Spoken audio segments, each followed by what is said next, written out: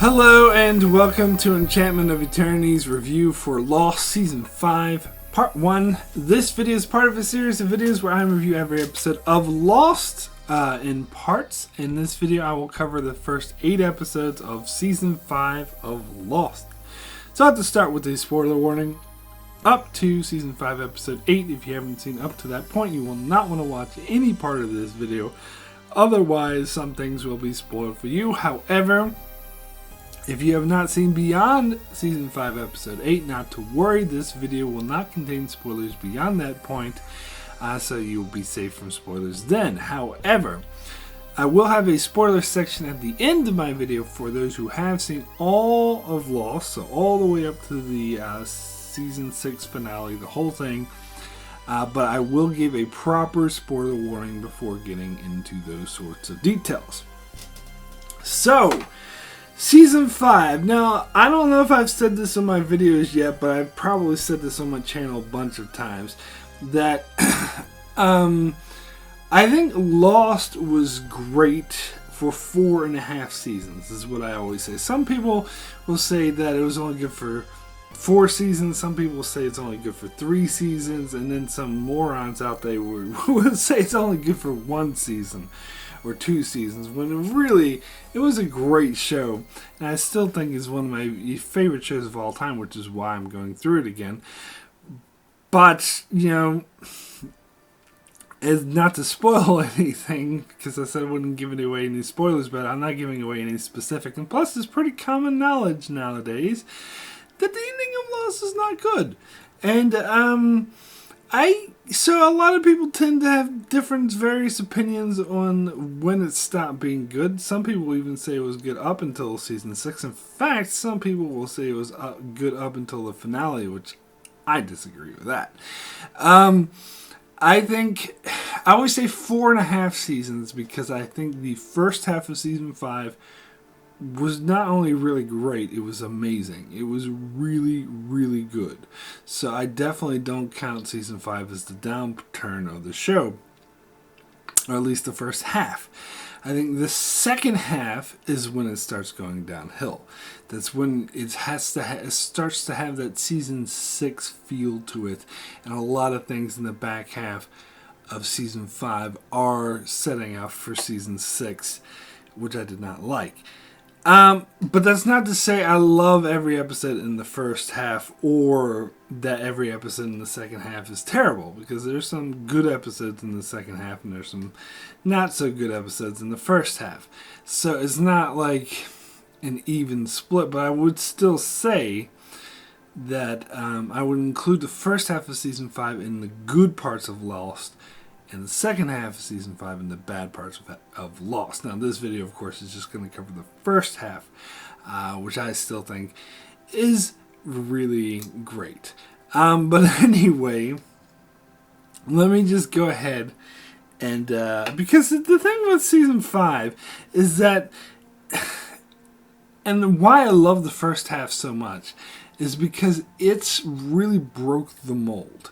It's completely changed the format. It felt new and fresh. Now, I know some people will say, some people specifically say time travel was the death of Lost. Some people point to the ending of Season 4 when Ben moved the island and said that was the jumping the shark moment.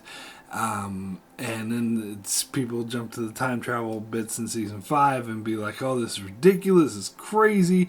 I disagree. I actually love the time travel parts. I was like, I can't tell you when these episodes first aired, how like in awe I was, because it was completely changing things up. Now, some people thought it went off the rails and became more of a fantasy show, but it was always a fantasy show. I mean, the very pilot episode had a smoke monster ripping up trees. I mean, come on, it's always been a fantasy show. Now, granted, these fantasy sci-fi elements were not as in your face, particularly in the first 3 seasons, as they are here in Season 5, and there is definitely a huge tonal shift, and it's a lot more fantastical, yes. but I roll with it. I actually think that it really works. It's not like they're introducing elements into the show that were never there. They're just accentuating the fantastical elements that were always there, but just focusing on them more, and they're more front and center, which I don't have a problem with. I think that was a natural progression. What I do have a problem with, I will get to in the spoiler section of this video and in later videos. But yeah, this first half I didn't have a problem with. So anyway, let's get into the episodes. Let's start with the episode 1, Because You Left. Now, I love this episode. I think it is a great episode. I remember our showrunners saying when they made this episode, they purposely made the conscious effort to include every single character. I think they did that in season 4 as well, because in season 3, when they just had Jack, Kate, and Sawyer with the others and showed no one else, they got a lot of blowback from doing that. And so they made a point to touch and not just focus on 1 or 2 characters for the first episode of the season, but to show everyone. And that was a bit more difficult in this season because everyone's all in different places and different time periods. So I actually thought it really worked. First of all, I love the format of these first 4 or 5 episodes where there are no flashbacks, there's no flash forwards, none of that. It simply goes back and forth between the Oceanic Six off island and the people who stay behind on island. And I think that was just amazing because it pretty much was just like all plot here. We weren't bogged down by pointless or unnecessary, backstory that somehow interwoven into the main character stories or whatever, which sometimes worked and sometimes didn't. Here, it's not like we left the character stories behind, not like it was all plot like season 7 and 8 of Game of Thrones. There was still characters just as strong as ever, but we weren't bogged down with unnecessary minutia. It was just got straight to the point, and it was amazing. This episode in particular, Because You Left, with these first couple episodes, people try to, because every episode with the flashback, flash forward, it has a centric episode. You can clearly say this is a Saeed episode, this is a Sawyer episode, this is a Jack episode, because who has the flashbacks and flash forwards. But with these centric episodes, these first 6 episodes that don't really have flashbacks or flash forwards, they just go in between the island. There's a couple of episodes, like the ones coming up, like The Lie is clearly a Hurley episode, and Jughead's clearly a Desmond episode, and Little Prince is very clearly a Kate episode, and This Is Place's Death is very clearly a Son and Jen episode. But most people will say that this episode is not centric to any one person and it's spread out over all the characters, but I disagree. I think in the same vein, those other episodes being focusing on one character, even though they don't have flashbacks or flash forwards, I would say this episode, Because You Left, is a Daniel Faraday episode. And of course, that has that's very exemplified by the bookends, because you have the start, which is it's almost like a flash forward, really, depending on how you look at it. That shows, starts with Marvin Candle and follows him, and then you find out the big shocking reveal that Daniel Faraday is there in that time period, which is like, wow, crazy. And then at the end, it ends with Daniel Faraday communicating with Desmond, and throughout the episode it focuses on Daniel Faraday explaining time travel and everything to everyone that's going on.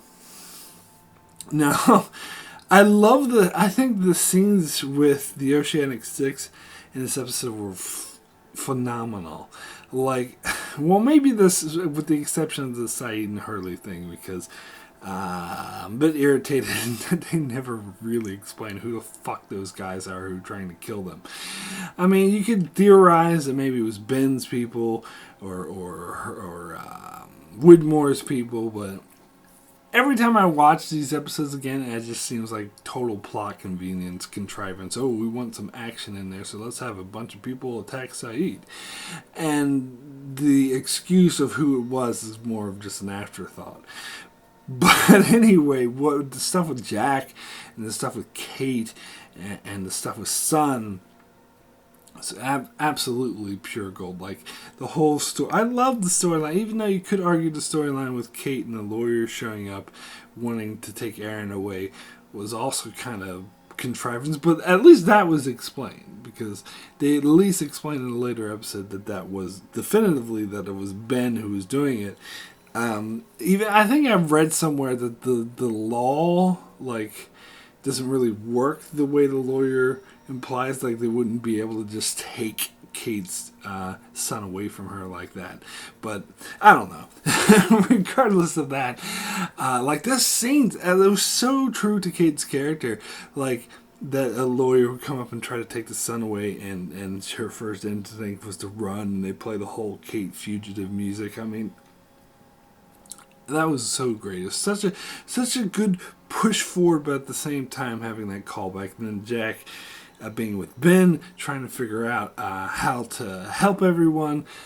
Like, all that stuff was great. And I love how, they said, the showrunners have said before, that the idea with this season, at least these first batch of episodes, was that the Oceanic Six thing would kind of be similar to a flashback or flash forward in a way there's supposed to be more sort of reality, more sort of on the level, whereas the stuff on the island was just off the wall bonkers. Crazy, particularly the time travel stuff. Now, I wasn't as crazy about the Owen Island stuff. What really pissed me off was the fact that only certain people time traveled. Like, when Daniel Faraday was talking to Sawyer, and he started saying, oh, either the island is time traveling or we are. But clearly it's not the island, because there's a whole shitload of people like the others, and Claire, and maybe some other people who didn't time travel with them. So how come only certain? In fact, what pissed me off the most is the end of season 4, making you think that Locke was finally going to go with the others, and we're going to have this huge exploration of the others, and we're going to see Locke as their leader. It's going to be a totally different dynamic. And in the very first scene of the next episode, the others just vanish. Or you could say Locke vanishes and time travels away from them. That pissed me off. And they never explain why only certain people, why Locke disappeared and not the others.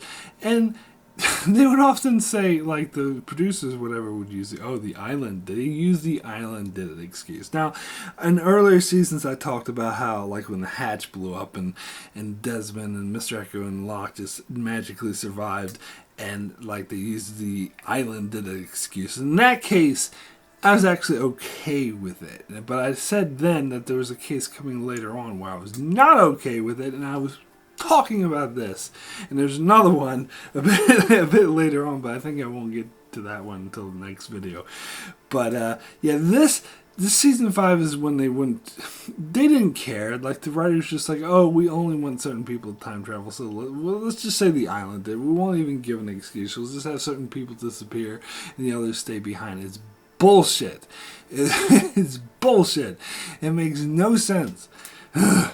So that pisses me off. But the episode itself, seeing Locke encounter Ethan, that was a cool callback. And they saw the plane, Mr. Echo's plane. Well, not his plane, but it was his plane, but he wasn't on it. His Yemi was on it. But anyway, that crashes, and it was a nice sort of callback to what happened earlier. You see Ethan show up and shoot Locke. But here's the thing: that scene, when I watch it, and just think about it, why would Ethan kill Locke? If he assumes, because Locke says his name, first of all, he knows Ethan's name, he knows Richard Albert's name, he knows Ben's name, and Ethan is just oh, this is the dumbest thing I ever heard, and went to kill Locke. I mean, no, I don't buy that. If some stranger showed up and knew his name, which how the fuck would he know his name, I mean, obviously, the others being who they are, they're going to think he's special. Or at the very least, even if he's still suspicious and wants to interrogate him, he would, like, kick his ass and interrogate him and for more information. He wouldn't just kill him. I just don't buy that in the slightest bit. It was kind of done for plot convenience so they could have an excuse to have Locke get shot. But I love the character scenes between Sawyer and Faraday here, and how, particularly towards the end, I love the great interactions when Sawyer's banging on the hatch trying to get Desmond's attention, and he's like, "Open up! It's the ghost of Christmas future!" I love how Sawyer just rolls right with the whole time travel thing. And then when Faraday kept yelling at him, it's like, "You can't change anything. You can't change it. Whatever happened, blah, blah, blah." And eventually Sawyer gets so pissed off, slams him against the wall. It's like, "I just saw everyone I know and care about get killed. So don't tell me what I can't change. I know what I can't change." That was awesome. That was a really great character moment. But then the whole thing with Faraday, seeing Desmond and telling him to go find his mother, and then somehow he doesn't remember that until 6 years or 7 years, however many years later, when he just wakes up on the boat conveniently at the exact same time the rest of this Oceanic Six the storyline is taking place. That's again a bit more contrivance the island did it BS.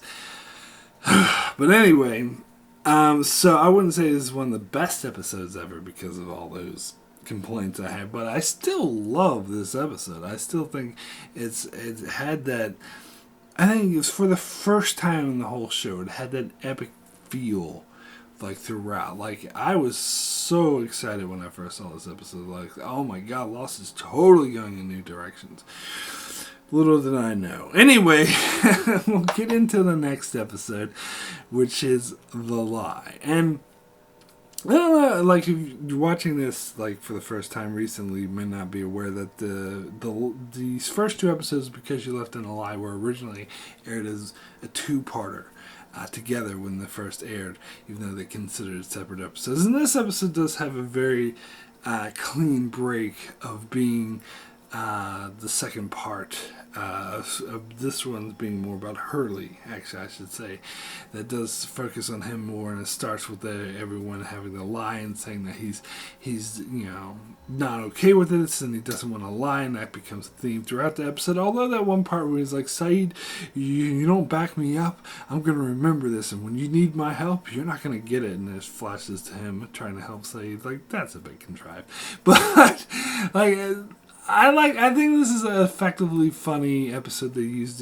the Hurley humor great, when he sees Ana Lucia, and that person at the convenience store spots him, and he's like, "I don't believe in lying." That, all that was great Hurley stuff. And for some reason, what always gives me goosebumps, and I thought was such an amazing scene, is when he's at that gas station and buys that I Love Shih Tzu shirt, and he drives off with Saeed, and then they pan over, and you see Kate pull into the same gas station with Aaron. There's just something about that I think is so true to Lost, and that I really love. And this is what really felt like an evolution of the show, that the show's going beyond simply them being on an island trying to get off. Because I know there was a lot of people, certain people I said, who thought the end of season 4 ruined the show and season 5 and 6 totally sucked, is because they thought that the people, crash survivors, should have never left the island, and they shouldn't have left the island until the very last episode. And I could not disagree with that more. In fact, before the season, a lot of people were assuming that the show would end with them leaving the island, but was never what the show was about. And this is something I agree with Lindelof on. A lot of stuff in season 6 I disagree with him on, but I'll get more into that later. And I think he's just making up bullshit excuses in those cases to cover up for his mistakes. But here, I actually do agree that Lost was never about that. That was never the end game. That was never the main purpose. That was never the main goal of Lost, was for people trapped on the island to get rescued. The point of the show, which was made clear throughout the entire run for anyone who's paying attention, is that the island was special. It was a special place, and those people were there for a purpose. They had a destiny. That was the part, and this was, I talked about this in Exodus Part 1 or Part 2, which was the season finale of Season 1, way back when. They had this scene where Locke was saying, everyone was brought here for a purpose. The island brought us here. And I said, like, that, even when I first saw that scene, and that explains the show. It totally, that line with Locke. And so people who didn't take that into account, that the show is actually about how special the island is, maybe that's why they're surprised that, you know, this Oceanic Six storyline. I wasn't. And I love it, because this is, as I said, it's moving beyond that simple premise of people trapped in the island trying to leave. Here we see people who did leave, and their lives are horrible, and they want to get back. And that was so good. And I love the stuff with Hurley in this episode. Like that one scene, talk about a great Hurley moment. The one scene where he like explains the entire show to his mother in like a couple minutes, and he doesn't really explain any of what he's talking about. And she's like, I believe you. I don't understand you, but I believe you. And it's like, that was such a Hurley. That was so true to his character. Such a great moment.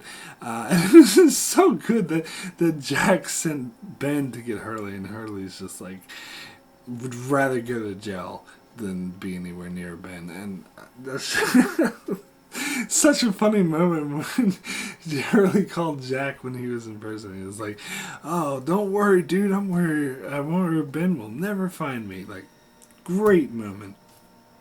The stuff on Island, okay. It was okay, but here's one thing about this. This is what really, another thing that really pisses me the F off. Again, because as much as I like Season 5, this is when they started doing a lot of shit that pissed me off. In this episode, it was killing off all of the side characters, the socks as they were called, the non-speaking roles, because from the very first episode, there were like 48 survivors, so there's a bunch of other people who never really talked and were just in the background, which they refer to as socks.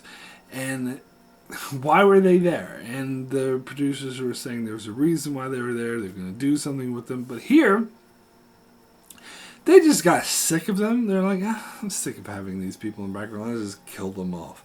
And it felt like such a lazy writing trope. Like, oh, we don't know what to do with all these characters. They're just all dead now. Like the flaming arrows come and they kill everyone except for the main speaking characters, and that's just like, that pisses me off. I'm sorry, that is lazy. But if other than that, the island storyline was actually, it was kind of cool that Fergus was bitching and got shot with a fire arrow, but they didn't need to kill everyone off. It was just like, and it was quite exciting though, where they had the others from the 50s, like, you know, threatening to kill Juliet, and Locke shows up to save the day. That was good stuff. So again, I would say this is a really good episode, but not the best because some issues. Anyway, but I still love it, don't get me wrong. So anyway, let's get into the next episode, which is Jughead. Now, the Desmond storyline, I think, is actually kind of boring. I'll be honest. I love Desmond, and it was great to actually, because he was the one person who left with the Oceanic Six that we never got any flash forwards of, so we had no idea what happened to him after he left the island. So the opening sequence that starts with him like running and yelling for someone, and you find out that Penny's giving birth, like, that was great. That was really touching, especially towards the end when they revealed that his son's name is Charlie. That was just like, that really hits you in the feels. And so I love that part of it, that aspect of getting his backstory and seeing what he's up to. But the part about him going to look for Daniel Faraday, like, it's kind of a waste too. It doesn't really lead to anything. Like, his mother can't really, like, him seeking out his mother doesn't really help the people back on the island at all. And as I said, I don't buy that Faraday, that he would remember what Faraday said, you know, 7 years ago. So the storyline was just boring. I guess that it gives Faraday his backstory of like him doing the experiments would mess with the woman's mind, but I don't know, something about it I didn't think was that interesting. Now, the Owen Island story was a lot more interesting.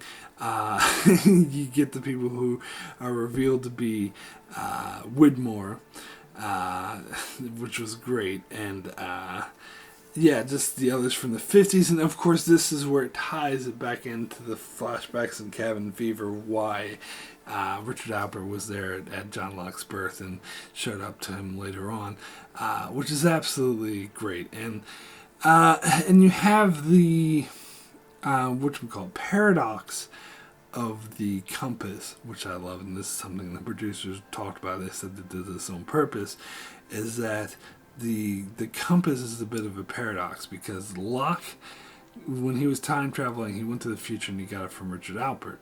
So that's how Locke got it. So Locke traveled back to the 50s and he gave it to Richard Alpert, and that's how Richard Alpert got it. So Richard Alpert held on to it until 2007, and he gave it to Locke, and then Locke time traveled back to the 50s. You see? It's like the compass didn't really... It was never created. It never came from anywhere. It was just it was in a loop. So... that is cool. I do like that. I think that was a pretty cool aspect of it. And just the episode was very intense, I would say, like encountering others from the 50s. Of course, this also explains, ties into in season 2 how Goodwin had like an army knife. It looked like an old army. And Anna Lucia said it was like at least 20 or 30 years old. Of course, it ended up being 50 years old, but still, I don't expect her to know exactly how old a knife would be, so I'd buy that. And it sort of ties in why they have that. And it's really great. And it's really intense, and they had the whole atomic bomb, which is, Chekhov's atomic bomb, of course. Super intense. Like the part where Faraday confessed his love for Charlotte when they were being held by the others. This is a bit cheesy. And there were 2 socks left alive in this episode that got killed at the start that blew up in bombs when Miles warned them. Or whatever. They killing off all the other characters just pissed me off. But this episode was really intense. Maybe not as good as the previous 2, but didn't have as many issues as them either. So, again... really good episode. Maybe not one of the best ones ever. Alright, so let me get into the next episode, which is The Little Prince. This episode was okay. I remember this episode not being that good, but maybe it's just not... It wasn't quite as good as the first 3, because it did... the focus on Kate a bit too much. But I actually did kind of enjoy the fake out of them making you think that Claire's mother was the one trying to take Aaron away, because that would make sense, but how would she know? And I love how Jack just wanted to say, oh, you have to understand why me and Kate did this. We did it for Aaron. And she's like, who's Aaron? Like, that was pretty funny. And of course it ended up being Ben, who hired the lawyer, which makes sense because he wants to separate Aaron from Kate because he wants Kate to go back to the island. But of course, Kate finds out about it. It kind of does the opposite effect of pushing her away. So maybe not a good plan after all. But I mean, it does fit a lot in Ben's character, so it does make total sense. Now the Owen Island storyline, that was pretty cool too. I guess.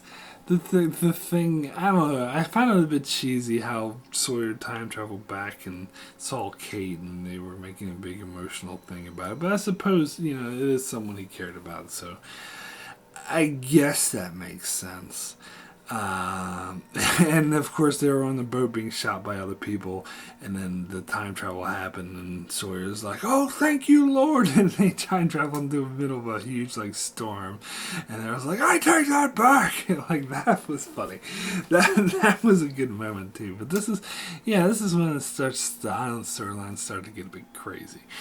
Not that it wasn't crazy already, but anyway, let me move over to the next episode, which is This Place is Death. This Place is Death! All right, talking about things that pissed me off. Killing off Charlotte. That really pissed me off because she was barely in the show. We barely got to know her. She was originally supposed to have like a huge backstory in season 4. She was supposed to have her own flashback episodes. The writer confirmed this, but they had to cut it because of the writer's strike. They didn't have time to do it. And it seems to me, and so they had all this setup for her, and they had a purpose, like they talked about in the bonus features for the season 4 DVD. Oh, she's an anthropologist. She's here to explore the backstory and the history of the island. And I was like, that's amazing. I can't wait for that to happen. But no, she just fucking dies. And they don't do jack shit with her other than have her be the, a whatchamacallit for Faraday. Love interest for him so he can be all sad, and so it would affect his character story, which I don't think is good enough. But anyway, the Rousseau flashbacks, or not flashbacks, they're Jen. Okay, Jen. Before I get into Rousseau, I gotta talk about Jen. Talk about things that piss me off. This is so dumb. I was so contrived that Jen was alive. Now, I knew from like spoilers, production leaks, or whatever coming into season 5 that Jen would be a part of it. But I thought they were going to at least try to come up with a realistic explanation of why he's still alive, but they didn't even try. Okay, so the explanation they expect us to believe is that Jen, the blast blew Jen into the water, and he was floating on a piece of debris for however long these people have been time traveling for like 4 or 5 days, and they finally got picked up by the French people who brought him into shore. Was he unconscious the whole time? How didn't he drown? How did he land conveniently on this piece of debris with his face above water, and why didn't he just fall off if he was out there for 4 days? Wouldn't there be a current or wave, especially if he was caught in the storm? And how the fuck did he get blood? If he was on the boat, we saw him on the boat when it went, he would have died. There's no just blast conveniently throwing him into the water where absolutely no one else survived. That is such total horseshit. And that's why when I did my how I would write Lost, I purposely found a way to try to avoid that because it's bullshit. Anyway, Rousseau, he encounters Daniel Rousseau. They should have done a Rousseau, and that's another thing when I did my How I Would Write Lost. I gave Rousseau her own flashback episode in season 1 because that's where it should have been. They should have gave Rousseau, or at least season 2, they should have gave her a flashback episode earlier on. Here, it seemed like the writers just never got around to it, and a lot of the fans were like, we want one to, like, okay. And in fact, David Lindelof pretty much admitted he just threw this in to appease the fans. Like, and it kind of shows. Now, they did try to tie it a bit into what's going on, but, I talked about this a lot in my spoiler reviews for the earlier seasons, so if you didn't see those, you might not have seen this, but, how in the earlier seasons Rousseau she was describing a disease was very clearly an infection, like a virus, like a viral infection disease, where here it's portrayed more as a mental disease, that their mind's fucked up, which is, you go back and you watch those earlier seasons, clearly not the case, clearly not what the writers were thinking of, and clearly not what she was getting at, but that doesn't really go in line with what they had planned for the rest of the show at this point, so they just changed their minds and make it make it a mental disease. Now, if you weren't following the show closely when it first aired, you may not know, like, there was podcasts and stuff, and it became like a running thing amongst the hardcore fans of Lost. Like, they talked about, Damon Lindelof, Carlton Cuse talked about this a lot in their podcasts and stuff, and a lot of fans started talking about Montan's arm. Now, people who are, like, crazy fanatics of the show might not catch that reference, but there was a line in season 1 when in Exodus, when Rousseau was leading Jack and all them through the jungle, and she was like, this is where it all started, this is where Montan lost his arm. And Art started freaking out. He started running away, and Jack's like, "Where are you? Wait, I thought you were coming with us." He's like, "Yeah, that's before Montan lost his freaking arm."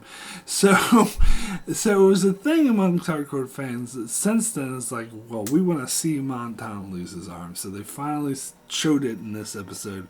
They introduced one of the people and her crew. They made a point of calling him Montan, and they made him an asshole, so then we don't feel as bad about him losing his arm. And then finally they showed it was a smoke monster. Now, it's funny because in this episode Jen called it the monster, but in season 1 Russo specifically said that there's no such thing as monsters. Now, granted, later where Gene conveniently flashes like the time travel to the island, he conveniently moves where they would help us tell Rousseau's story.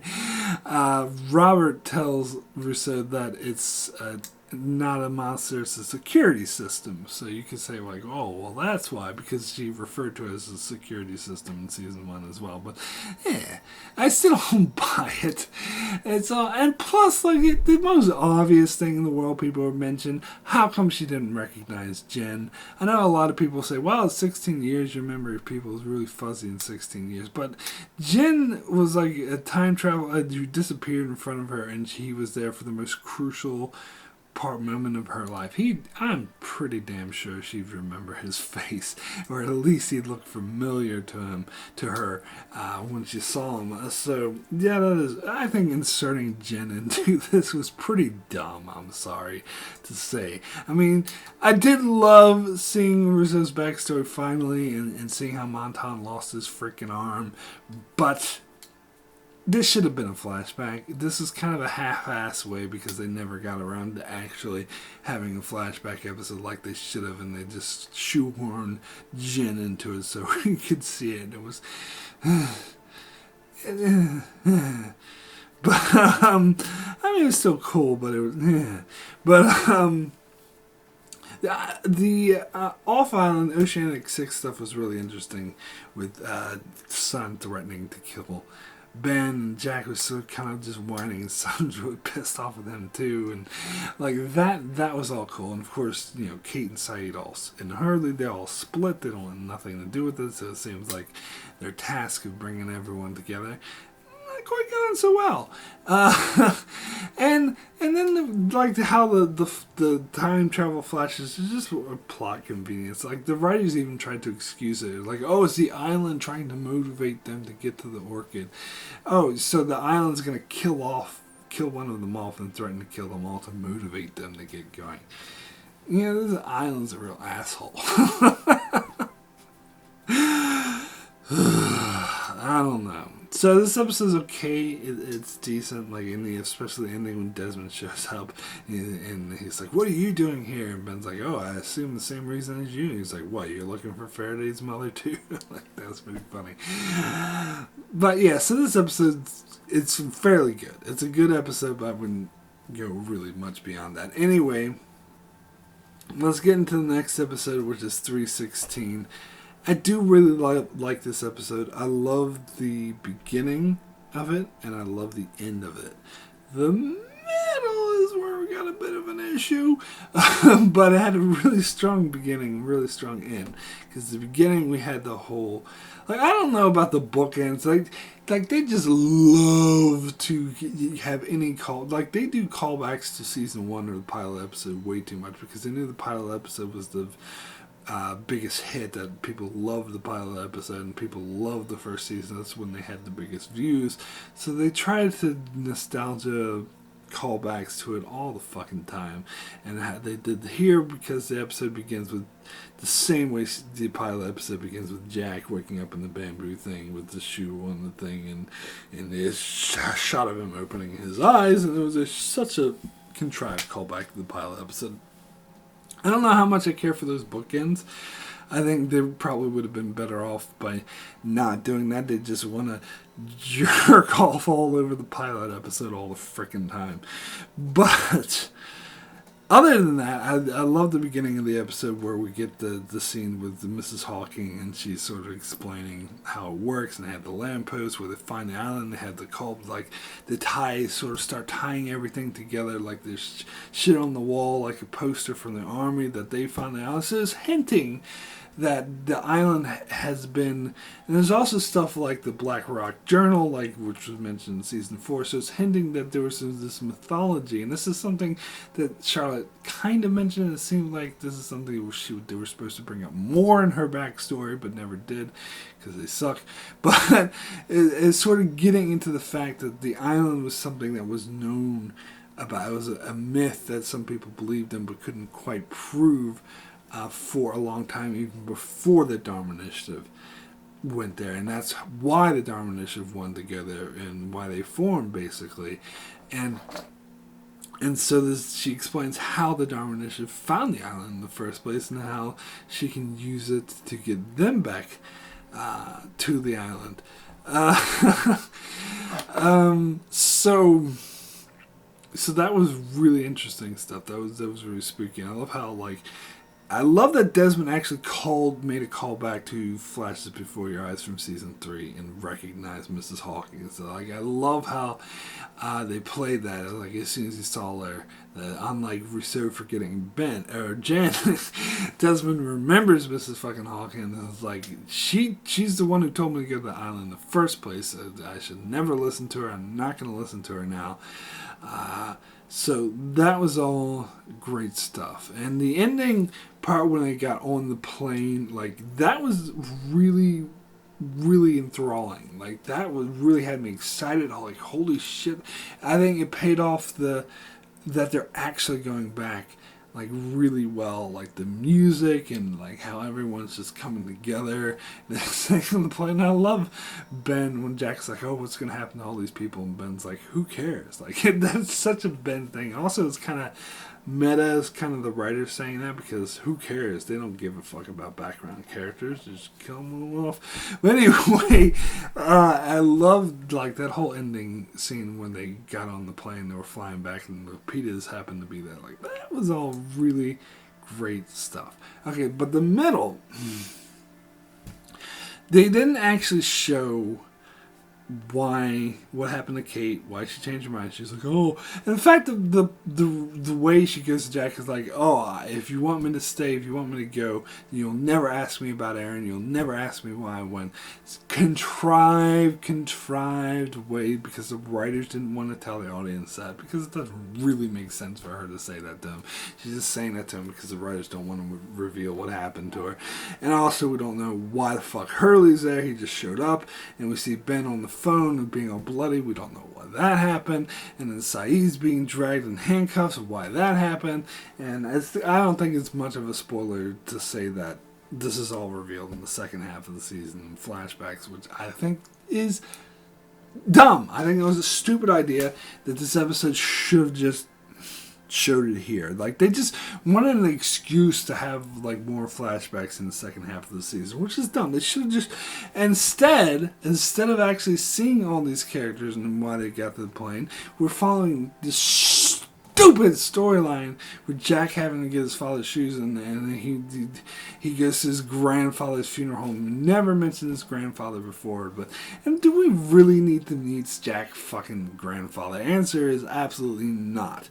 No, we do not. These scenes were total and complete waste of time. So, as much as I love the beginning and the end of this episode, the episode could have been much better if they actually didn't jerk off and keep things till later on, and this bullshit nonsense throwaway who gives a fuck about storyline with Jack's grandfather. So ultimately, I think it's a really good episode, but not great because it could have been better. Anyway, we'll get into the next episode, which is the life and death of Jeremy Bentham. Now, I remember originally I saw an episode list before the season aired. And at first, Like, The Life and Death of Jeremy Bentham was supposed to be episode 6, and 316 was supposed to be episode 7, but apparently they swapped them around. And I think they said the reason for doing so is because they didn't want to keep people in suspense on the Oceanic Six. If the Oceanic Six were going to go back to the island, they wanted to reveal that first. But I don't know if I actually think it was a smart thing to do, because at this stage, the Oceanic Six are back on the island, so why are we going back to the Jeremy Bentham thing? And so I don't know. It does seem like this episode was kind of old news, because most of it takes place before season 5 even starts, before like even the flashbacks of Through the Looking Glass, really, because that's what it's setting up. So it does feel like old hat. Now, alright, talk about things that piss me off. I probably mentioned this in spoiler sections of previous videos, but Walt, what? Alright, so the moment Locke goes to Walt, and Matthew Abaddon asks him why he didn't ask him to come to Island, and Locke's just like, oh, he's been through enough. That is the biggest load of bullshit I've ever heard. This goes 150,000% against Locke's character and against Walt's character. No fucking way would Locke think that Walt is better off not on the island. That's the whole fucking point. He believes they deserve, especially Walt, someone who he knew was special, had these abilities, and he kept saying this throughout season 1, that he had a destiny, a purpose. He would think that he needs to go to the island. And Walt himself, too, never wanted to leave the island. He was like Locke, and his father kind of forced him to, and now his father's not even there anymore. Of course he'd want to go back. So the reason why they did this is because, for whatever reason, who the fuck knows, I think, as I said, like, I'll get more into this a lot later on, that the producers didn't keep to a strict plan for these final 3 seasons. They kept changing things, which is not speculation, it's proven. But to what extent is speculation, and my conjecture is a huge extent. Because they talked about earlier that how they wanted, during season 3 and 4, they're like, don't worry, we got a plan to bring Walt back. Because at the moment we can't, because the actor's older and it doesn't make really sense. So we have a plan to make it all make sense, and we're going to bring him back. So when they did this whole Oceanic 6 thing in 3-year jump, I'm like, that's the plan. That's the explanation. Makes perfect sense. 3 years has passed, so we're all caught up to the actual year that it's airing in. So it makes sense that Walt's actor looks a lot older, so now they can bring him back in the show. But for whatever reason, who the fuck knows why, maybe they couldn't get a deal with the actor, maybe they didn't think the actor was decent anymore, or maybe they just didn't know what the fuck they were doing and decided, we can't figure out how to put Walt back in the show. Whatever reason, they're like, nah, we don't want him in the show anymore. So let's just have this bullshit thing with... And because I actually believe that the end of season 4 was setting up for him to return. Because he goes to Hurley, and he mentions, like, why are you guys lying? And he mentions that Jeremy Bentham came to see him. Although in the scene, Locke never even mentions Jeremy Bentham. But anyway... I think they were actually, even at the season 4 finale, they were setting up for Walt to return. But for whatever reason, when they started filming season 5, they're like, nah. And they changed their minds. And because, why show Walt show up to Hurley anyway? In the mental institutions? Because they're planning on bringing Walt back in, because he wants to go back to the island with everyone. But they kind of just hand wave that away like it never happened. But Walt did say that Jeremy Bentham came to visit him, so they have to pay that off and make that okay. So they said Locke went to visit Walt, so let's show that. They show that, and they show in order for them to say that he's not coming, which is total garbage. And plus, like, the whole way Matthew Abaddon the whole time was like, Mr. Locke, you're 0 for 3, because everyone he goes to talk to says no. Walt was the one, like, easy win. He was the one surefire yes that was so easy to get. And he's like, oh, he's been through enough. Bullshit. Horse, donkeys, bullshit, bullshit, bullshit, bullshit. But the rest of the episode was really fascinating. It was really intense. Especially had you on the edge. You didn't know, like, bringing Matthew Abaddon back into the fold was cool, because I love how, and when Locke asks Matthew about what he does, he's like, oh, so you're ready to talk about it now, huh? You're not going to sit there and pretend that you didn't see me all those years ago suggest you go on the walkabout. Like, that was awesome. But then I just fucking killed them off. So it's kind of like they were building him up in season 4 to be this important figure. And so this also makes me think that they abandoned whatever plan they had for him. I think I'll get to a lot in my spoiler section and in my later videos, that there's a lot of things I think they totally abandoned. They completely changed the direction they were going, and particularly in season 5 and 6. And I think season 5 is when you really start to show they just don't know what the fuck they're doing, and they're just completely changing everything that they had set up. But for this episode itself, it is good. It was an enjoyable episode. Maybe not great, but you do get some really great character moments, like the interaction between Locke and Kate, where Kate tries to turn it back on him, on how he's a angry, lonely old man. Like, that was great. And the interactions between him and of course, Jack, when they're setting up, Jack being with the beard and being all crazy and like, wow, what are you doing here? Like, that was all great stuff too. I don't know if I quite buy that Locke would try to hang himself, but Richard Albert did tell him that he would have to die in order to bring people back to the island. So that, okay, maybe I can buy it. I mean, the Ben killing him thing, that was kind of just there to shock you. I mean, it was quite shocking, and I do believe it. It was kind of twisted in a way. So yeah, this is a good episode. I kind of think they should have had it earlier, although we probably might have given some stuff away if they had it earlier, but I don't know.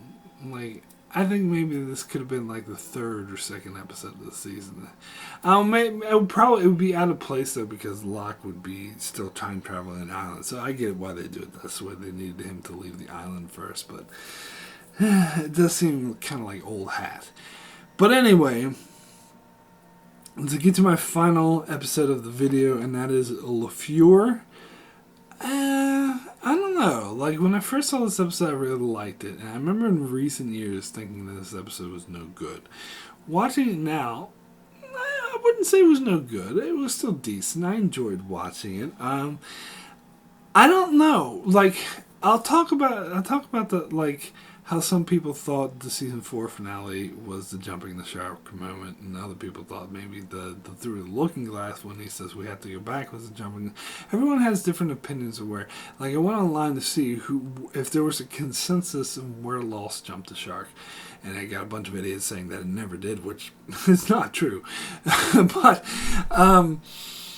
But there seems to be no consensus on where it jumped the shark. My brother has a very specific episode in mind where he thinks it jumped the shark, which I'll get into in my next video.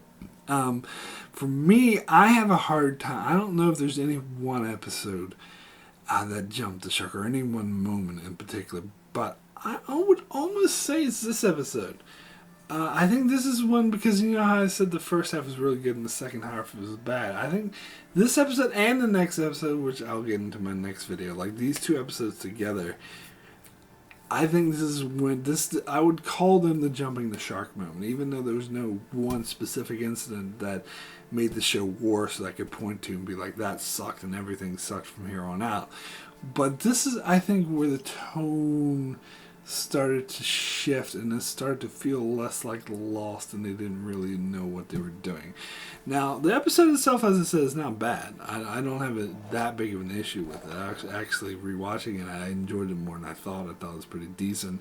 The story in itself, with flashing between like Sawyer 3 years in the future, and Sawyer, when they first arrived in Dharma times after the island stopped skipping or stopped time traveling, and how they came to be. I mean, that opening scene where they had those stupid Dharma guys, and they're like, oh, we have to go tell LaFleur, and they knock on this door, and the guy opens the door, and he's like, what? I'm like, that's Sawyer. Does anyone not? But they try to reveal like this huge shocking thing when they show Sawyer, but I didn't even know anything from spoiler production or anything, but it's so fucking obvious that that was Sawyer. Was anyone actually fooled by that? But anyway, I mean, they had that shot at the first episode that showed Faraday with the Dharma people, so it implied that they would end up with the Dharma people. So it's not. Anyway, it wasn't too hard to guess when they ended up stuck in one place when the time stopped skipping that it would be Dharmaville, because they kind of revealed that in the first episode. But anyway, I did like how it went back and forth and showed how them interacting, how they interceded to save someone, and it all like fit together, and they jumped between that, them like Sawyer making a truce with Richard Alpert, and it's kind of interesting that Alpert knew about Sawyer and Locke like years before the crash. I don't know if that completely matches up, but it doesn't really contradict anything, but just still, I don't know. But anyway, it was interesting stuff. I like the episode itself. I think here's the main issue I have with this whole Dharma storyline with Jen, Sawyer, Juliet, and Miles, is that, and you kind of feel this in this episode, but without getting into spoilers, I will say you feel a lot more going forward, like for the rest of the show, is that there's a 3-year jump where not Locke, but Jen, Juliet, Miles, and Sawyer were living with the Dharma Initiative for 3 years, whereas the entire 4.5 seasons of the show took place over 3 or 4 months. I think they even said 2 months at one point. I think it was more like 3 or 4, but really, so that means the whole entire time we were with these characters following their journey was a tiny fraction of this time that occurs off screen. Now, the same is true of the Oceanic Six, because they also had a 3-year time jump, but to me, I feel less disconnected from them. I don't know if it's because we had the flash forwards that show how the journey in between, but I think it's more of, like, they didn't change as drastically, I would say, or the character dynamics, because Kate and Jack still love each other, Hurley still is crazy and funny self, Sade's like a killer, but he always had that side to him, and Son's pretty much the same. But here, Sawyer and Miles are best friends. They've known each other for 3 years. That's much longer than Sawyer had known anyone, as long as he knew Jack, as long as he knew Kate, as long as he knew. And then Sawyer and Juliet are in love, and they've been together for at least a couple of years, maybe not the whole entire 3 years, but they've been like a thing, like infinitely longer than Sawyer even fucking knew Kate. And Jen also is integrated and knew these people a lot longer than he knew anyone else. So to me, going forward, I have a huge disconnect. Particularly the whole Juliet. At first, I didn't think the Juliet Sawyer thing was that bad. I thought it kind of made sense, especially they did build up to it nicely this season. I will give them that. But I don't like the dynamics it does for the show, particularly going forward, because I always feel disconnected. I never felt like it was earned, because they did that 3-year time jump. And also, like, because Miles and Sawyer are best friends from now on, too. And it seemed like that happened off screen. It happened over too short of a time. It feels like as an audience member, someone who's watching it, I feel totally disconnected from all these characters from now on. Except for Jen, because he's actually more or less the same. But Miles, Sawyer, Juliet, I feel completely, and especially the whole Sawyer-Juliet thing, they're completely different people. And from the whole rest of the show, I feel like I don't know them anymore. And I feel like none of this was earned the way the character development of it seems like that character development of 4.5 seasons was totally worthless. It was just thrown into garbage. It means nothing because all that their character development happened in 3 years off screen. I don't know. Maybe I'm being a bit too sensitive about this, but for me, that was the jumping the shark moment, and this is where the show lost me. Where the show lost me, and it didn't feel like itself anymore, and I don't think it ever recovered from this. I don't know, maybe I'm wrong here or whatever, but that's just me. And the whole thing about Hurley, Kate, and Jack time traveling back to Dharma times when everyone else on their plane didn't. Alright, that was the second the island did it thing that really pisses me the fuck off. And this one probably pisses me off the most out of any of them. But I'm going to save that discussion for the next video because I feel like the next batch of episodes cover that aspect of it more. So I'm going to save my discussion of that for that. As far as LaFleur goes, not as bad as I remember it being, but it's not as good as I originally thought it was. It's an okay episode, I guess, but possibly it is what I would point to is where the show jumped the shark, because even as I mentioned, I would say Lost had a great 4.5 seasons. So season 1 was great, season 2 was great, season 3 was great, season 4 was great, first half of season 5 right up to this episode also great. I put it in the exact same category as those 4 seasons. Next half I would put in the category of season 6 as sucking. But as I said, I will cover that in the next half. So anyway, thank you guys so much for watching. Hope you enjoyed this. Hope this didn't annoy you too much. So if you haven't seen Lost all the way up to the end of season 6, you will want to stop watching this video now because I am about to get into spoilers, heavy spoilers. So thank you guys so much for watching. Be sure to check out my channel as I do many more videos and other shows like Star Trek and The Expanse. And be sure to keep up with my Lost videos, as in 2 weeks I will return with my coverage of the second half of season 5. So be sure to keep an eye out for all of that. And thanks a lot for watching. But if you have seen the show all the way up to season 6, you could follow me to the spoiler section, which begins now. So I don't have a whole lot to say about spoilers with this batch of episodes, so I'm actually going to skip over Because You Left and Alive, because I don't really have anything to say about these. So let's go into Jughead. Well, I don't have much to say, but except for the whole reveal that Widmore and Eloise are the teenagers here, and I can't even remember if they revealed that Eloise was Daniel Faraday's mother in this episode, but that's basically it because they hint at it where he says, "Oh, you look so familiar," that it's his mother, and I don't know, watching the early, particularly season 4, I don't think this was the original plan, was to make Widmore one of the others. And I don't know how much this actually fits. And the whole atomic bomb as well, like, really so I don't know. That also seems to come a bit out of nowhere, but I don't know. Maybe I'm just being too nitpicky here. Anyway, let me get to the next episode, which is The Little Prince, and boy, do I have a lot to say about this.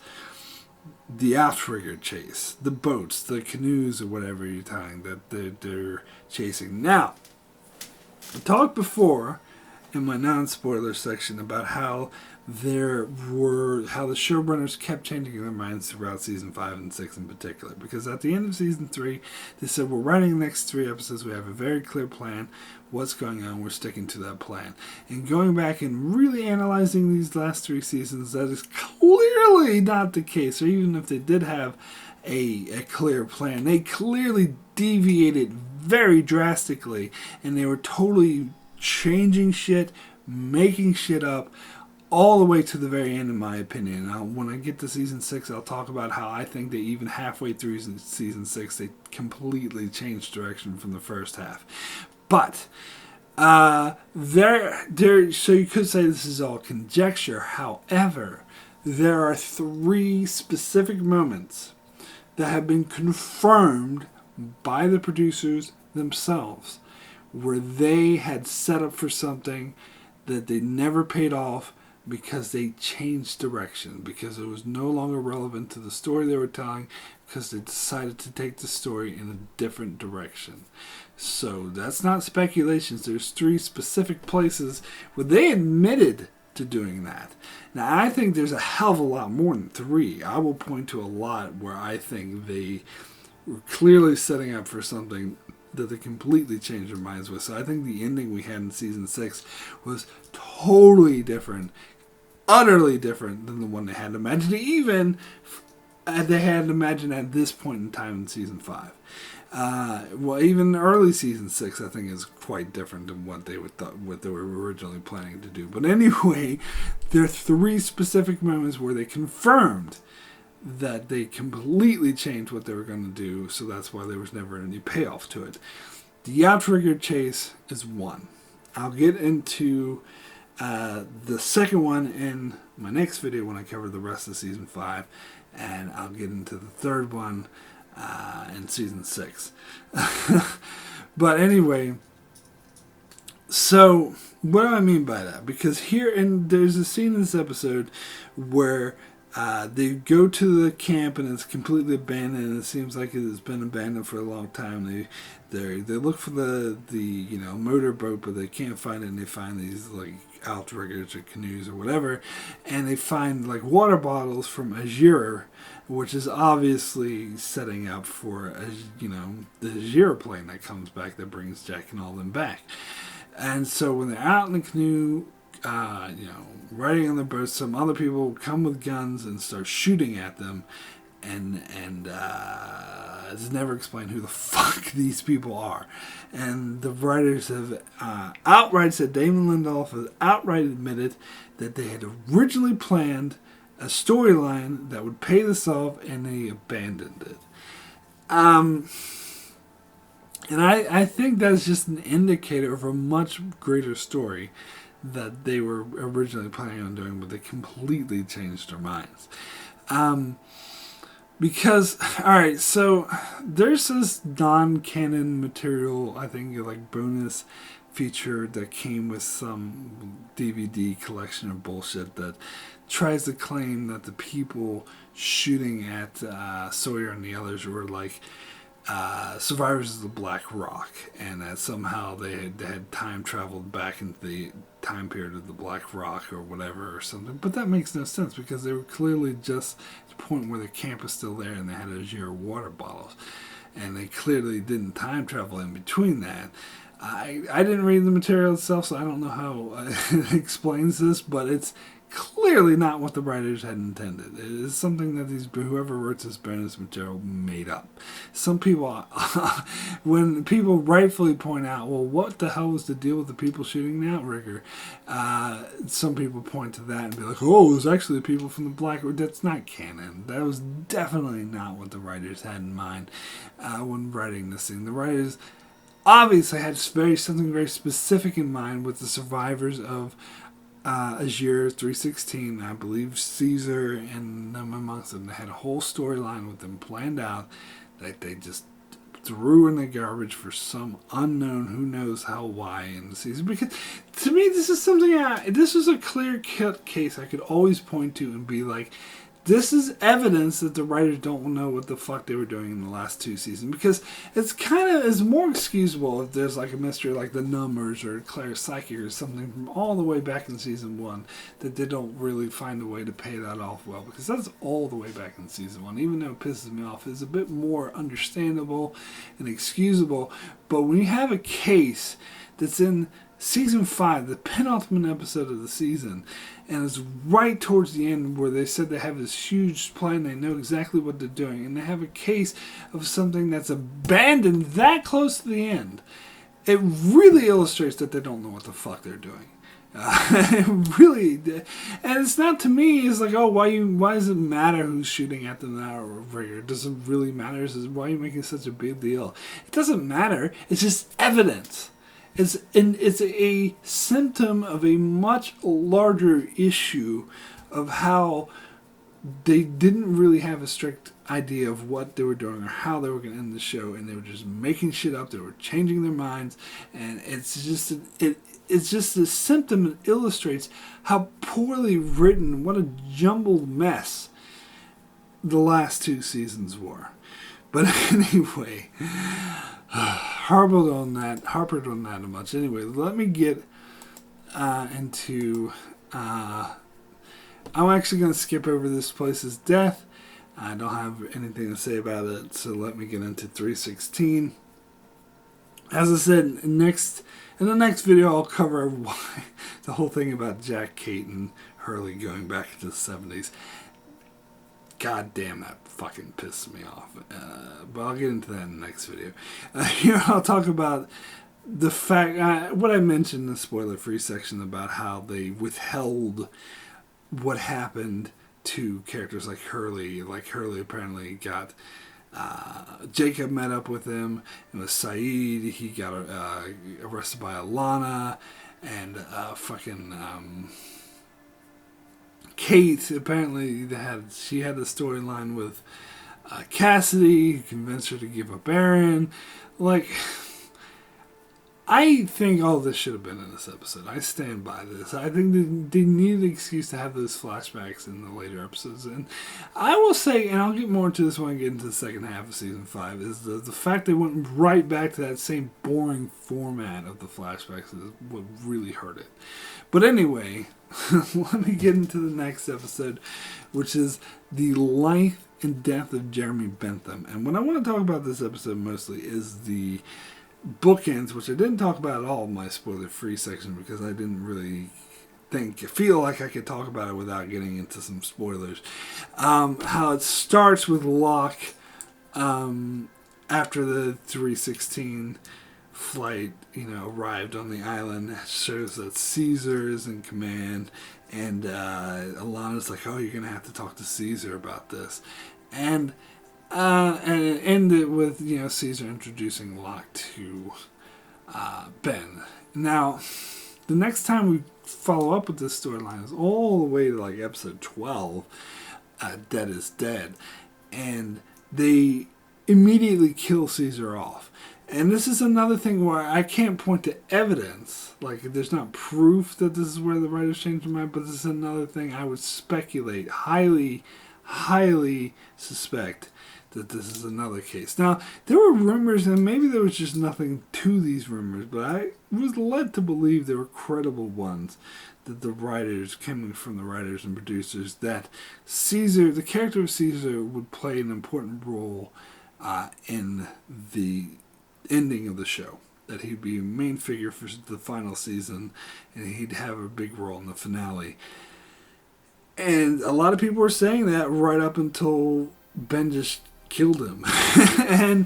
and the way he was played in this episode and the previous episodes 316, it was beyond obvious that they were introducing a character. The way he just goes up to Jack, it's like, oh, my condolences, and how they go out of their way to show him in 316 and this episode, and how he's in charge of everything. So I really highly believe they did have a plan for him, and they just completely abandoned it. I was like, oh, we don't know what to do with this. Like, oh, let's just fucking kill him off. Who cares? And I think he was involved in the storyline they had planned with the Outriggers.